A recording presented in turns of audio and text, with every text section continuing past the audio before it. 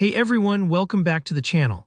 If you're looking to level up your email campaigns and make them visually stunning, you've come to the right place.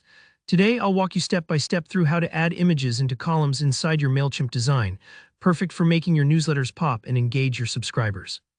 By the end of this tutorial, you'll know exactly how to bring images into your emails, and more importantly, you'll understand why each step matters for a smooth and professional result. Alright, let's dive right in. Here we are inside our Mailchimp design workspace.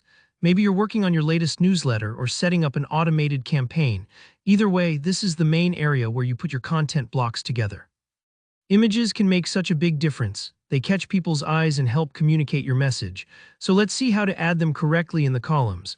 First up, on the right-hand side of your screen, you'll see a panel with different content blocks. Look for the one labeled Image. All you need to do is click and drag this image block over into your design, right where you want your image to show up.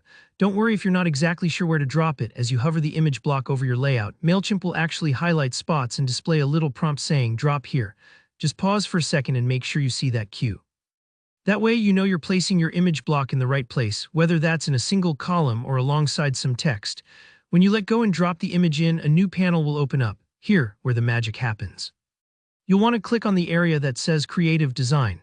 This is your entry point for bringing in fresh visuals. Once you're in creative design, you have a couple of handy options, but today we're going to focus on using Giphy. Why Giphy? It's built right in so you can access thousands of GIFs directly from inside Mailchimp. Animated images are a great way to add some movement and fun to your email, especially if you're announcing something exciting or want to highlight a product. So go ahead and select Giphy. You can either browse through the trending GIFs or search for something specific that matches the tone of your campaign. Once you find one you like, all you need to do is click Insert. It might take a few moments for the image to appear, especially if your connection's a bit slow, but don't worry, that's totally normal.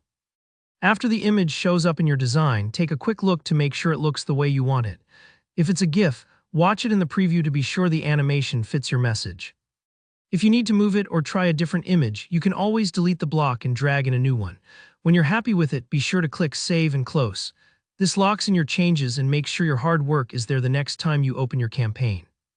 And just like that, you've added an image straight into your Mailchimp column. See, it's really that simple, and adding the right image can make your emails way more inviting and memorable.